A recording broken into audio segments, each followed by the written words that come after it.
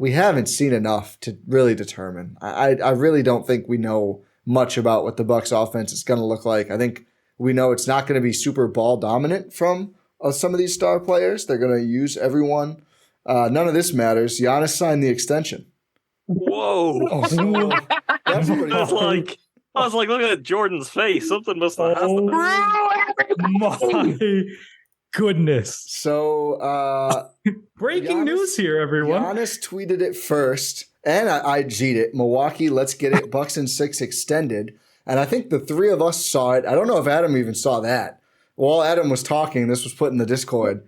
And I think we all just agreed, like, is this a hack? Let's wait to talk about it until we see it. We just got Woj quote tweeting that, saying Giannis has agreed on a 3-year, $186 million contract extension. So that's a pretty big X factor. Doesn't make sense for him financially to do. Okay, take whatever I said up top, but is Giannis staying or leaving? Just throw that out the window. We can throw that out the window now. It's gone. He just extended again in Milwaukee. So I believe that Why? Guys. Yeah. I talked about this. We talked about this when the Dame trade happened. This is what he's gonna leave. He still has the options. It doesn't matter. This is where he wants to be. They have set everything up for it, and it lines up with Dame's. I don't know. Well, I guess we'll see how it gets reworked with his. I would imagine he opts out of the player option, and it's 3 on top of the 2 guaranteed years remaining. So that's 2028. I mean, right? It's 5 more seasons. I think that's the max it could be anyway. I could be. This is deep in the very niche CBA rules, but at least 5 more guaranteed years. I mean, probably another player option. At least 4+ years of Giannis still on the Bucks, which is everything that matters. I mean, we're talking about guaranteed. If it's additional 3 seasons, I mean, through Giannis's age 32 year, will all be guaranteed. I mean, we've now gotten into the full prime of Giannis under contract with the Bucks. No, I shouldn't say that. Much of the prime. Woj is reporting that it includes a player option on the 2027-28 season. So, yeah. Which again, I believe that would line up with Dame's contract. Does that also line up with Chris? And with Chris, too. No, it doesn't. Chris comes up later. He's only got 3 years. And the 3rd year is a player option. Potentially. Chris. I can't wait for everyone to think Chris got overpaid again when we do this in 2 more years. I just I know this podcast is getting sidetracked, but Giannis knows when we're obviously he knows when we're recording. This is amazing. It's freaky time hours. We're here. He broke it himself. That's amazing. Yeah. That's the 2nd time he's done that in a row, by the way. And he can say everything he wants about not having input in player transactions. It's clear that whatever is being signaled or being worked behind the scenes, it captures his attention and it makes him want to commit more, even if it's not in his best financial mood to do it. So let's talk about that. So this was we all had collectively assumed that Giannis was not going to sign this extension. Yeah, because it is 3. Yes, he also did say it. He said it himself. He lied to us 2 weeks ago. Yeah. At media day, he did. Because this is the max he could sign right now. 3 years, $186 million. If he waited until this summer, it was going to be full 5 years, $300+ million contract. Yeah. So again, he even said it himself. I'm going to wait to sign the big money. Nope. guess not. I guess. I think there's only. The money's big enough, but there's one good reason for him to do this, and I really think only one good reason, and that is doing this. The conversation we've just had about what if they have a slow start, what if the regular season, all of that would then provide a backdrop where whether it's real or not, that chatter could start up again. That chatter could go on and on and on, become a distraction. He's just killed that. He's taken away what. For me, and I'm sure we'll talk about it when we get back to X Factors, probably in an hour. One of the big pressures for Adrian Griffin is, you've got these 2 superstars, and it still would have been that if this goes spectacularly wrong, Giannis isn't locked in yet. I don't think any of us are worried post Dame, but he's not locked in yet, and now he is. So that seemed like one of the only things that could have kind of lingered, that could have reared its head.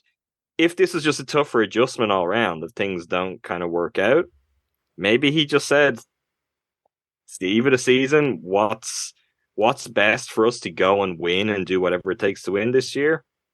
This mightn't hurt. And it does make sense from timeline wise too, and he might just care more about that at this point. I mean, this is also the factor, as much as he talks about money, he's making a lot of money away from the basketball court. You know, Giannis' salary is not his sole income. This is not like a player who's even a mid-tier NBA player.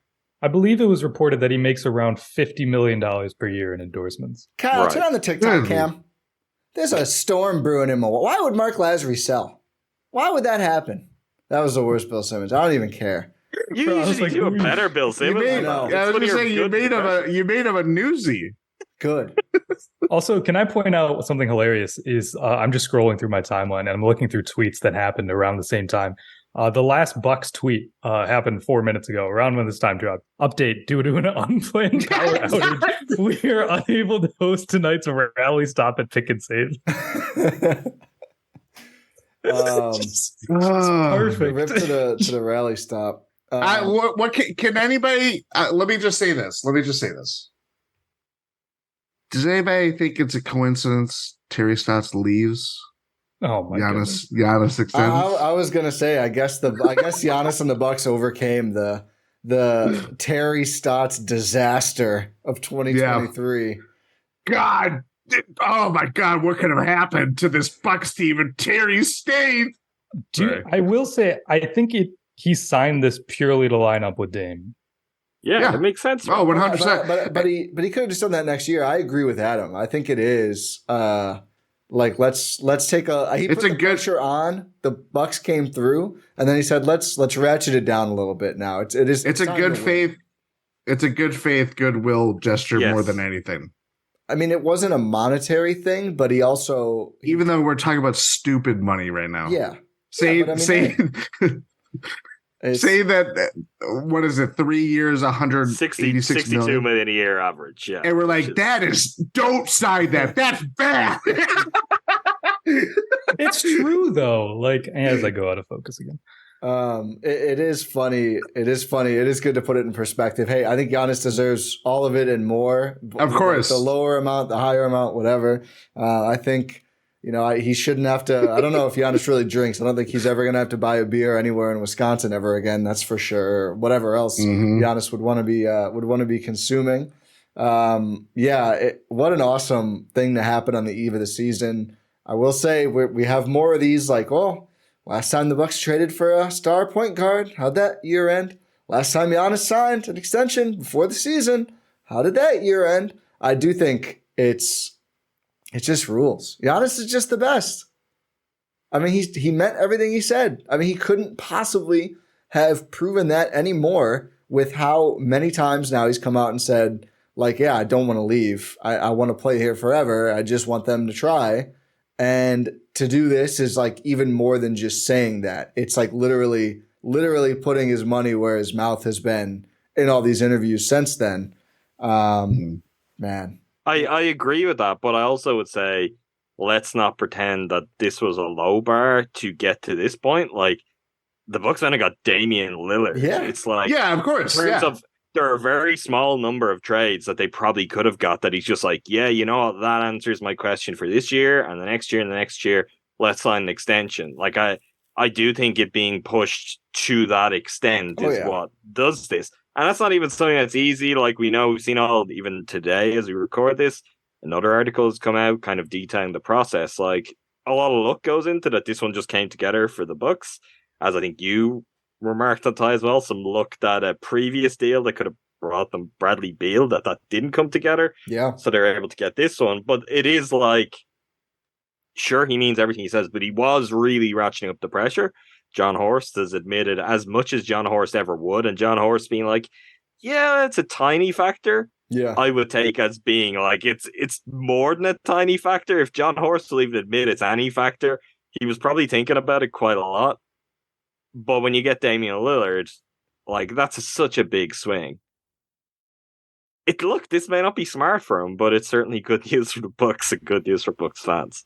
And this is why you do the Damian Lillard trade. I understand, there are limitations or restrictions of what the Bucks can do moving forward, whether it's the CBA, whether the fact that all their picks are tied up in other deals, or this is it. These are the moves. It doesn't matter when he extends and forgoes, better financial planning again with stupid money. Yeah. That he does something like this that rewards the good faith that the Bucks have had in terms of operating in stealth and trading away a championship member from a couple years ago and Drew Holiday, and doing what they've done to secure Dame. So I just think the ends justify the means. Yeah. If it means Giannis extends or whatever, however machination was going to be, but none of us saw this coming. But it at the same time, it's the Bucks have done everything in their right for his entire career to make sure that he stays where he is. Yeah. I do think it also. Sorry, Ty. No, I just think that's. I think it sometimes almost they get docked points for being too aggressive. And I just don't think such a thing can exist when you have this kind of player. And I think when you look at other teams who aren't constant, and you have to make the right, if you swing wrong on Drew, this all falls apart or whatever else, right? You have to make the right aggressive moves. But I do think you can look at some organizations out there, present, past, that have had players of similar caliber to Giannis and not done that for whatever. I mean, again, I think Giannis is clears, but the Blazers with Dame these last 2 years, where they just keep using these lottery picks and shedding salary and all these things. It's a different level, but it's the same idea of if you have a player you truly believe is generational for your franchise, I think you do them a disservice for not going all in. And it's cool in kind of a different way. I remember when the Drew trade happened and then Giannis extended, it's those picks, even if those picks are gone, if Giannis is still going to be around or if he's under contract later. He's going to be around, all right. Yeah. Then a lot of teams are going to be upset at the picks they have from the Bucks that have just turned crap. Well, that's part of it. And I wasn't worried about this, but the idea of Dame's under contract for longer, in his 30s as a point guard. Yeah. He says he's going to age well. I believe him, but is it going to be a couple years if Giannis does leave, where you have Dame and an older roster? And it's no. We're just never going to have that. It's going to be Dame and Giannis together, which obviously is going to be very good for Dame as he ages and has to do a little less. So I think both of these extensions, outside of just the obvious woohoo, we get to watch Giannis, it also makes you immediately go those trades were worth it. It doesn't matter. If you get to keep Giannis, I don't care about the picks in 2030. We got Giannis now. They're not going to pick another guy like this. Yeah. Yep. I think I'll say, as someone who has been critical of them for being too aggressive, I think they've got better at it. He's got smarter. We've moved on from being too aggressive to get Nikola Mirotic, and since Grievous that, Drew Holiday. And I'll leave Grievous Vasquez out of this. Don't bring that. That's you're gonna. Listen. It's just it's an open wound still. But Nikola Mirotic, that's when they were in a place which was almost kind of panicked buying, and they'd look at the market, and the Bucks didn't know how to be a contender really at that point, and it's just we've got to get caught up in this frenzy, and we've got to win something from this to give ourselves a chance. And it does feel like some lessons were learned from that in terms of how you add around the fringe of your roster. And instead, those big aggressive moves are for, bolstering the top end of your roster. Bring Drew in, then later turning Drew into Damian Lillard. I think the other thing I'd say on this is this news is a major boon for the prospect of Giannis being a Buck for his entire career, beyond the obvious of he's now tied in for a number of years. We now have a pattern of established good faith here where the Bucks can say, okay, twice we've gone and we've made the moves that we needed to extend the relevance of the team and give him every chance to win. And he responded by going and signing the contract. Who knows what situation all of this will see the Bucks in by the time that deal is approaching its end next time around, or how everyone will feel. But if it is that Giannis is still as good as ever, and it's you got to find a way to build one more title contending team around Giannis for his final few seasons, whether it's John Horst or it's anyone else, they'll know, okay, if I can go and deliver the kind of one move that spells, okay, there's a real team with a real chance, this guy has twice shown that that's enough, I believe in that. I take you that you're making a good faith effort, and here I am, and I'm ready to go. So I think that's a cool part of this too at this point, because as much again as Ty you said, like he's always kind of said these things. Lots of people say these things. It's just an NBA career is a long, long time for players who are as good as he is and who are lucky in terms of their health. And things will change, and rough spells can come, and bad decisions can be made, and all of a sudden the whole thing can break down. So to already be able to map it out this far down the line for Giannis is exciting.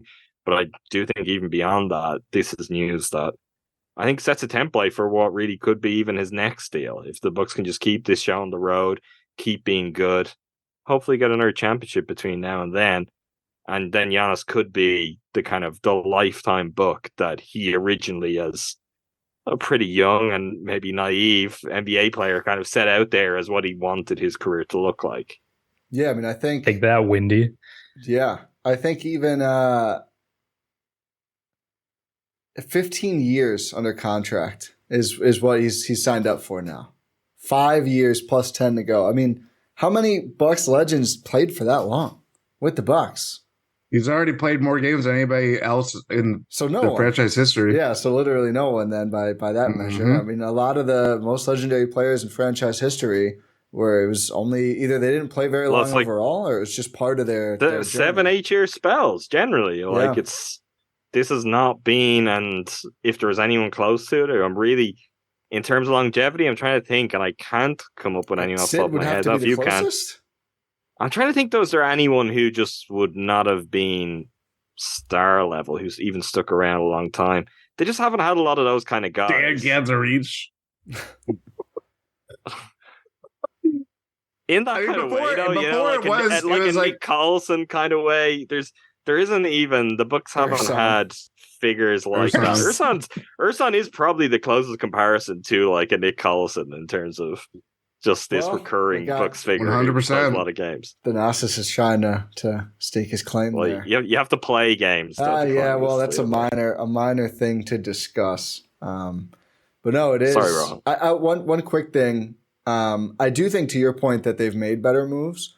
Because of Giannis, their stature in the NBA has also elevated significantly. And I don't know. Is this a Bucks? Yeah, this isn't the Bucks that we remember. Certainly that anyone's dads remember. Maybe some who were around again 50 years ago. But the NBA wasn't the same then. I mean, it didn't matter as much then if you were viewed as such, because there wasn't stars picking where they wanted to play very often. There were some, I guess Kareem did sort of, but the Bucks weren't there because they lost Kareem instead of gaining a player like that. And I do think, was there ever a point before the last 2 years when a Damian Lillard is like, yeah, I'll go play there?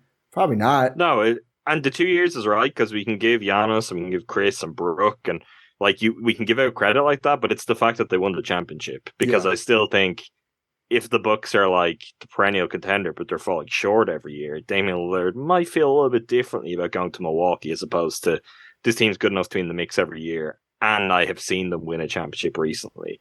It's a real thing. That is the game changer. And that's kind of, I guess, the legacy of the title that doesn't become apparent immediately. I don't think we were talking about that part of it. We maybe looked further down the line. But to the point then about deals, it's going and getting PJ Tucker in that moment. PJ Tucker contributes to that. And that becomes a better deal. Not just because of the obvious, he helped you to win a championship, but it changes your whole identity in the world of the wider NBA. Yeah, I mean, everyone who joins the team is all they talk about is a championship, and I think it's much more gravitas to that because a lot of these guys did it. I think otherwise it would just be yeah, it's cool, they want to win, everyone wants to win. I do think the Bucks culture changed forever that year. PJ, of course, did have a huge role. I'm glad you called that out. Well, that was a fun diversion. That was, in terms of breaking news during the podcast, that's about as good as these have happened so many times. Despite people saying he wants to leave, it's a yawner. Aha! Sorry, Jordan. Do you want to share an X factor? Let's go. Don't get any more of that. Before the honest news, I mean, just to put a bow on this, just appreciate. Everyone should just appreciate this. Just appreciate, this is a once in a generation, once in a lifetime, multiple lifetimes type of player, type of environment. appreciate it. Is there any, because it doesn't come around? It's Kobe, it's Duncan, it's Dirk, this is like all that stuff that we talked about. Giannis. It's Giannis. He's in that pantheon now. But even compared to those guys, like, was there ever been a star who ESPN, I'll say it, that they're the worst offenders. ESPN have tried to force out of a market who hasn't left like this before? No. I don't think this situation happened before. I think it did with Duncan, but in a different time where it was never this loud. And Duncan obviously did come very, very close to Magic.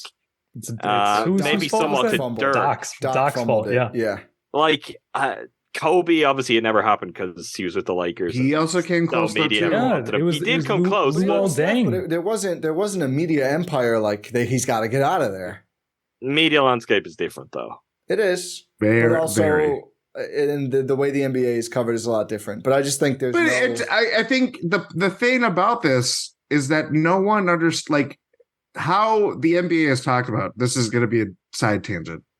We're doing this podcast when there are rookie extensions happening today, and Giannis is coinciding with this. And today, earlier, there was news about Klay Thompson and the Warriors being far apart on extension talks and stuff like that. And it's warranted. I understand both sides. Klay Thompson wanting a bag and the Warriors being like, well, you've had a lot of significant injuries. Don't know if I want to pay someone that's going to be, 34, 35? When you see something like that, it immediately goes, well, he's going to free agency. And it's always just about the next move and next move. When you see all these guys getting rookie extensions, granted they're more incentive to get bigger bags, but like someone like Jaden McDaniels, a fine NBA player, getting 5 years, $156 million, and the money is just going to go higher and higher and higher. But it doesn't reflect the current landscape of when you're a star and you lose, only one team is left standing. So if your team if it's not that one team, we are going to trade bait you constantly. And it's like, that's just not how it works. The game, the way things are set up incentivizes players to extend. And guess what? More often than not, when they decide they want out, or if it's James Harden and calling Daryl Morey a liar constantly, the fact that he won't play this game, the season opener on Thursday, makes me laugh to no end. It's up in the air. He's been gone. It's up in the air, weeks, but maybe he'll just show up. But it's like it does. My biggest problem is like how things are presented does not, in no way, shape, or form, reflect the business side of basketball right now. When you see these big name players like Jaylen Brown, another example of like, they're going to trade him. He wants to leave. But he signs this huge extension and Boston is going to be happy with that. Even if he doesn't dribble well with his left hand and they fail in the East again. I just think when someone like Giannis, who again has made his commitment, and even when it's been all the talk that happened this summer, even if it lines up with what he said in the past, that is just not how it's perceived. And that is the most frustrating part about the NBA and following the NBA now, because it just gets worse and worse in terms of just like, let's have a 10-minute segment about something that will never happen. Yeah. Per Woj, this is interesting. This deal gives Antetokounmpo a chance to earn more money over the course of his career with the player option in 27-28. Because of the over 38 rule in the CBA, he can sign a short-term deal again with the Bucks in 2026 and another 4-year extension with the Bucks in 2028. So apparently he's lining up the years to manipulate the over 38 thing. I just personally love that we've gone from where is Giannis going next to here's Giannis' next two Bucks extensions coming up. To Woj tweeting about the next two contracts that he's going to sign with the Bucks. Like we've got this drawn up. Okay. It's just a collective, okay, we give up. Well, I mean, I would imagine he wouldn't. I mean, Woj is not just like figuring this out on the fly. No, he's got Bobby Marks to tell him. No, but Bobby Marks would have tweeted it. Look at my whiteboard. He's got source information. Yeah, that's more exciting than just the possibility. I don't think this gets tweeted if it wasn't the actual consideration here that we didn't realize because we go outside. No offense to Ken. We've read a lot of Woj Shams profiles over the last couple of weeks. We know where the bread is buttered, They're just planning out the next 10 years of Giannis with the Bucks. That's cool.